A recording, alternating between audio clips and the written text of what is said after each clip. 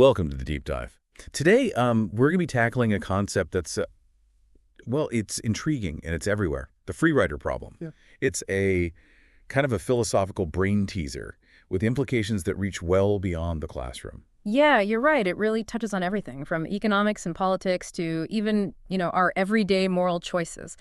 We're going to be drawing a lot from the Stanford Encyclopedia of Philosophy for this deep dive, which is a really great source of, reliable, peer-reviewed information on, well, basically everything in philosophy. Just imagine a scenario where everyone benefits if everyone just chips in a little. Yeah. Less pollution, Yeah. better public services, stronger social movements, like all the things. That's pretty good in theory, right? Yeah.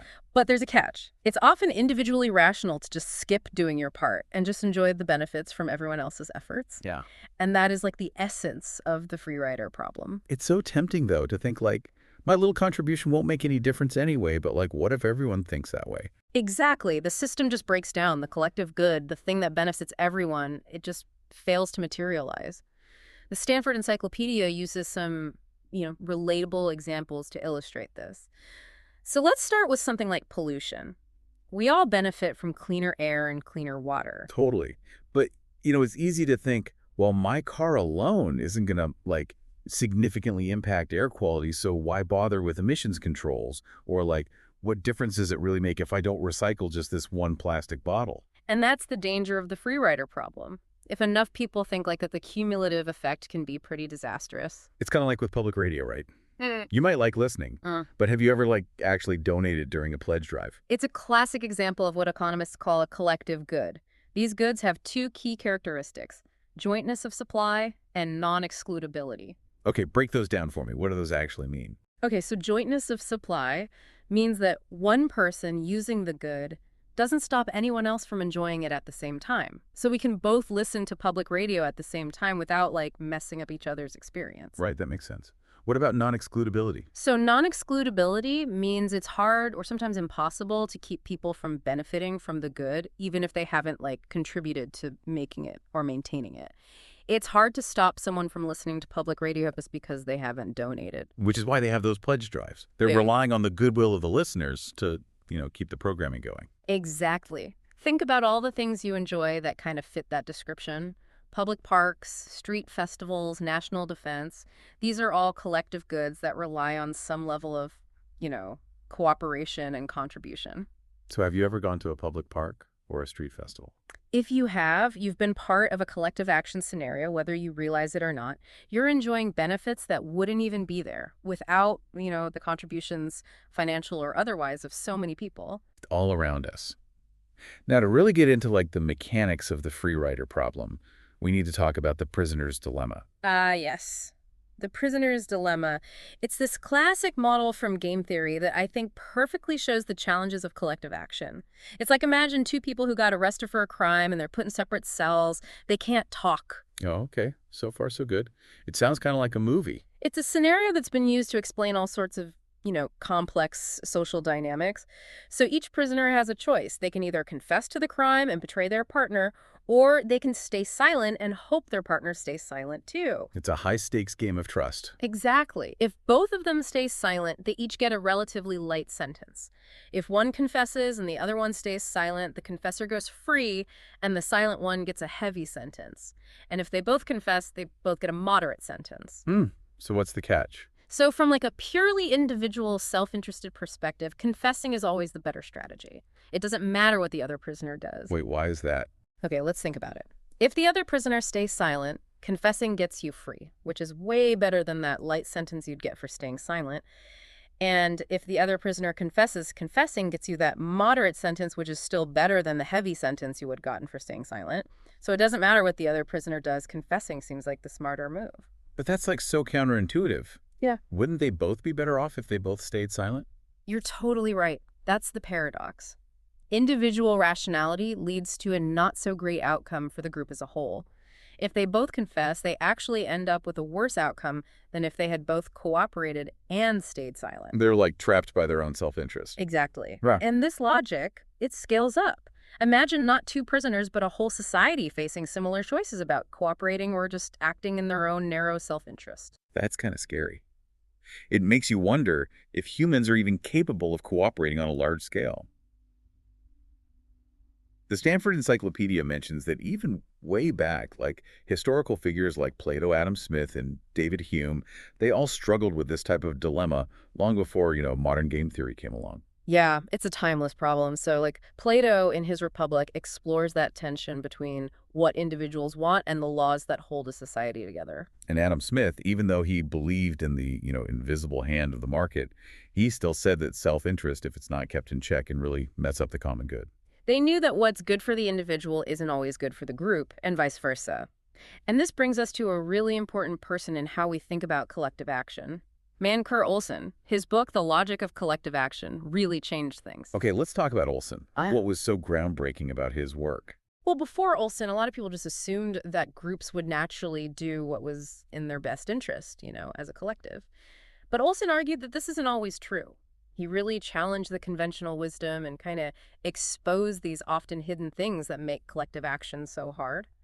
Olson pointed out that even when it's like in a group's best interest to, act collectively, individual incentives often work against that. So it's kind of like this tug of war between individual self-interest and the collective good. Yeah, exactly. The Stanford Encyclopedia uses this example of labor unions to kind of illustrate this point. So it's collectively beneficial for workers to band together and bargain for, better wages and working conditions. Let the other workers pay dues and fight for those better wages. I'll just, enjoy the benefits if they succeed. Exactly. And Olson said that this dynamic applies to all kinds of groups, not just unions. It's there in environmental groups, political parties, even social movements. So if Olson is right, are we just doomed to a world of free riding and collective failure? Is cooperation just like a fantasy?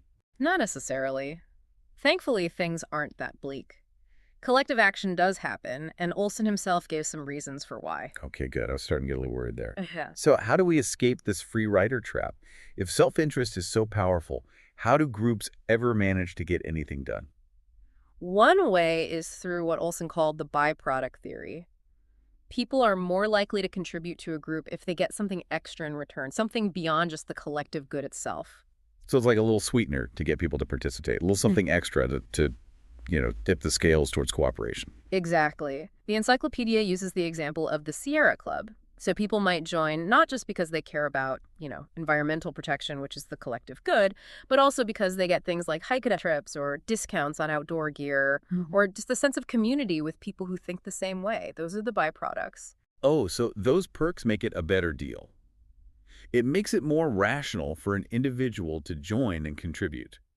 It's like those early labor unions that gave their members like affordable insurance plans or other benefits that were hard to get anywhere else. Exactly. Those byproducts can make contributing to the collective good feel less like a sacrifice and more like, you're actually getting a good deal. That's pretty smart. But what about groups that don't offer those kinds of like tangible perks? How do they motivate people? That's where leadership comes in, what Olson called political entrepreneurs. These are people who are really good at organizing, motivating, and inspiring people to take action. They often have a compelling vision, good communication skills, and they can mobilize resources. So they're like those charismatic leaders that rally people around a cause. They provide the spark that gets collective action going. Yeah, think of figures like Martin Luther King Jr., Nelson Mandela, or even someone like Greta Thunberg in the climate change movement. These people were able to inspire others to take action, even when it meant personal risks or costs. So their leadership helped to overcome the free rider problem by like appealing to something beyond just self-interest. Right. They tapped into people's values, their sense of justice, their belief in a better future. And of course, we can't forget about the role of government in all of this. Absolutely. The state, with its power to tax and regulate, can help fix free rider problems that would be really hard or maybe even impossible to solve through voluntary action alone. Think about national defense. That's a great example. National defense is like the ultimate public good. Everyone benefits from a nation's security, and it's basically impossible to exclude anyone from those benefits. It would be so hard and probably pretty chaotic to try to fund a military just through donations. Exactly. The government can step in, require everyone to contribute through taxes, and make sure that this really important collective good is provided. They can also use regulations to address things like pollution by setting limits on emissions or enforcing environmental standards. So the government can be like a referee, making sure people aren't taking advantage of the system and everyone's doing their fair share. It's really interesting how this like abstract problem plays out in such concrete ways. But the Stanford Encyclopedia also kind of wants us to think beyond just those self-interested motivations. Are people really only driven by what benefits them personally? That's the question that philosophers have been debating forever. We see tons of examples of people acting altruistically, like supporting causes that don't directly benefit them. Think about people who volunteer their time and money to charities, fight for social justice, or work to protect the environment. It's true. People donate to causes, help strangers, even risk their lives for others. If self-interest was the only thing driving us, wouldn't society look a lot different? It definitely raises questions about whether self-interest can really explain everything about human behavior. Are there other things at play, like a sense of duty, a desire for fairness, or just plain compassion for others? This brings up a whole philosophical discussion about what motivates humans, their role of morality, and that tension between individual and collective interests. It's a deep dive within a deep dive. Yeah. And it brings us to another interesting application of the free rider problem voting. Yes. The classic example of why bother. If we just follow the logic of pure self-interest voting can seem totally irrational. In a big election, your one vote is probably not going to change the outcome. So why go through all the trouble? Especially if it means waiting in long lines or missing work or going out in bad weather. Exactly. But millions of people vote even though it seems irrational. It's what's called the paradox of voting. So what are some of the explanations for why people vote if it's not just about self-interest? Well, there are a few possibilities. Some people might vote out of habit or just because they feel like it's their duty as a citizen. Others might feel pressured by society to vote or worried about what people will think if they don't.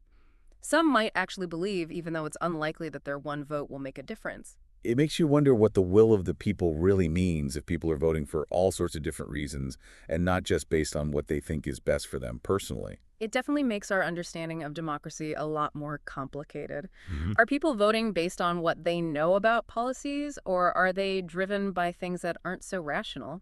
Yeah. How do we even interpret the results of an election if people are voting for so many different reasons? It's a real puzzle, and I bet it keeps political scientists up at night. All right, let's switch gears a bit and tackle a question that's both ethical and philosophical. Is free riding always wrong? Or are there times when it's okay morally or even necessary? That's a great question. This gets to the heart of the moral implications of the free rider problem. The Stanford Encyclopedia explores some really interesting ideas here, especially the concepts of fairness and mutuality of restrictions. So it's not just about whether it's smart to free ride, but whether it's morally right. Exactly. Philosophers like H.L.A. Hart and John Rawls have really thought hard about this question. Hart, for example, argued that when people are working together in something, those who benefit from everyone else's efforts have a responsibility to give back. It's like this unspoken agreement. If you're enjoying the results of a group effort, you have to do your fair share. Right. And Rawls added the idea of voluntary acceptance. He said this obligation to be fair is even stronger when you've chosen to benefit from a cooperative system. You can't really justify free riding if you're actively choosing to be part of a system where everyone needs to contribute. That makes sense. You can't have your cake and eat it too. You can't enjoy the benefits without helping to keep it going. Whoa. But the encyclopedia also says that things aren't always so clear-cut. Let's think about some everyday examples. Imagine everyone in a house agrees to share chores equally. Sounds fair, right? Definitely.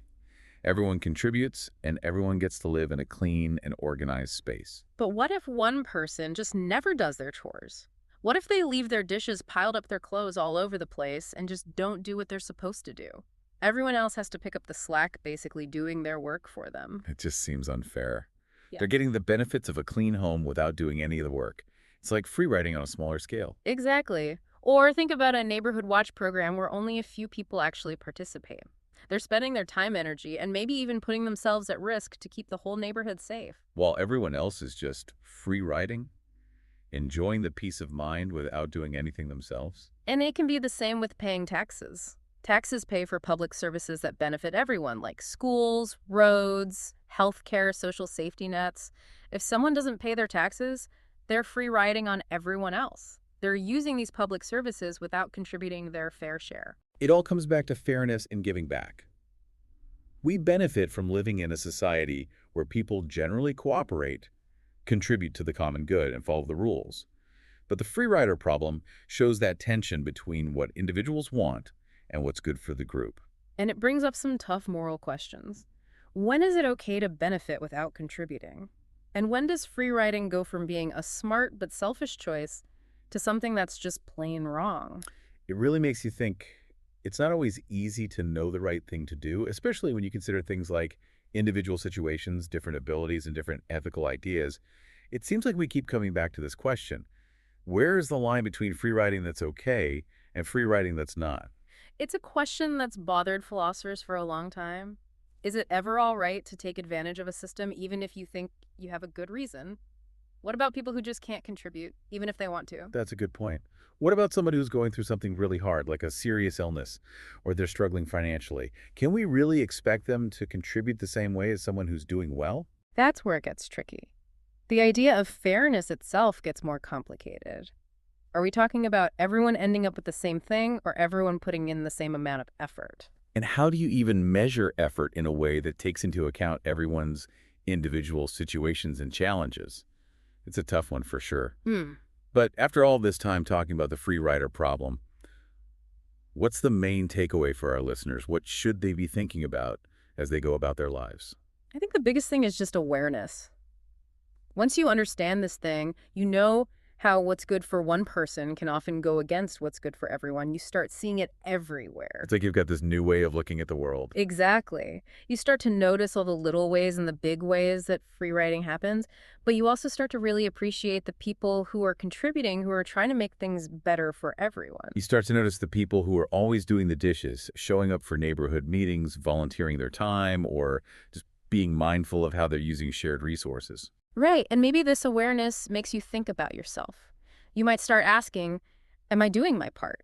Am I taking advantage of things? How can I be part of the solution instead of part of the problem? That's a really powerful question to ask yourself. Yeah. It's like a call to action, reminding us that we're all connected and that what we do affects other people. And maybe, just maybe, understanding the free rider problem better can help us create systems from government policies to social rules that encourage people to cooperate, be fair, and make things better for everyone. And that's a positive thought. Yeah. It reminds us that even though we've been talking about a problem, it's not about being cynical or giving up. It's about using knowledge to make things better. You got it. Awareness is the first step. Then comes the challenge of figuring out solutions. Well, you've given us a lot to think about today. But before we wrap up, I have one last question for you. We know that free riding is just part of being human. So how can we design systems that encourage people to contribute to be part of the solution? What are some things we can do? That's the big question. And it's one that deserves its own deep dive. But I think it starts with a few basic ideas. Okay, tell me, what are the foundations of a society where people cooperate more? First, we need to understand and use incentives. People respond to rewards and punishments, so we need to design systems that make cooperation more appealing and free riding less appealing.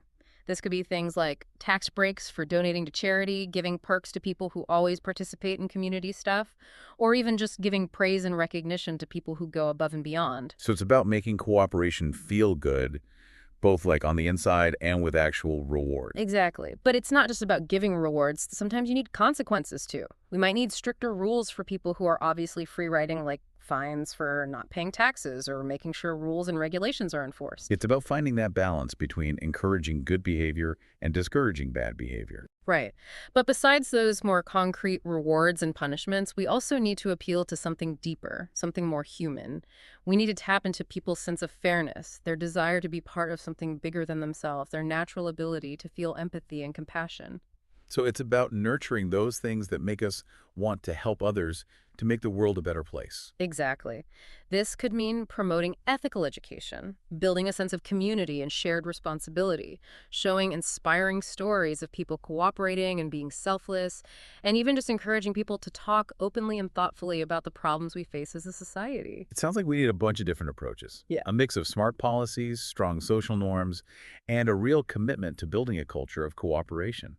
It's a complicated challenge, but I think we can do it. Humans are really good at adapting and being creative.